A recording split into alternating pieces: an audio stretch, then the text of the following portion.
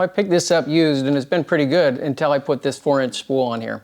And I haven't had anything but troubles ever since. This thing keeps tightening itself down, it gets jammed, and I had a hell of a time figuring out what to do about it. But after digging on the internet, I found in the middle, buried of a form and 55 posts down, somebody gave me a clue. Let me show you what it's doing first, but I bet you already know that's why you're here.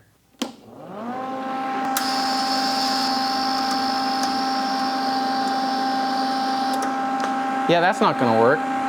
It just tightens itself into oblivion until it can't come out, right? There's a real easy fix. It's stupid easy. You're gonna shake your head just like I did when I figured it out. I can't even believe how dumb easy this is. I couldn't find information on this anywhere online. Eventually I did, but it took me digging and digging. Take this out. Standard size, 3/16 hex key. There's a lock nut inside here. Not a lock nut. Back this out until when you tighten this, it jams against it. So it's adjustable tension, but you gotta have the 3/16 Allen key. You know what I'm saying? You know what I'm saying? If you bottom this all the way out, this thing's gonna go way too deep. Let's take it out 1.5 turns from the bottom. Let's see if that works. That's pretty close. I don't know, maybe a little bit further out. 2 turns out. Let's see what 2 turns out gets us. That's pretty good.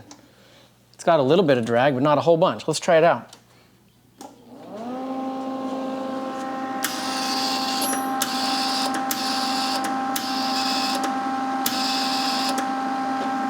That's pretty good. You see how far I had this thing cranked down trying to get this stupid thing to work? I can adjust it correctly now. So much better. I can't believe.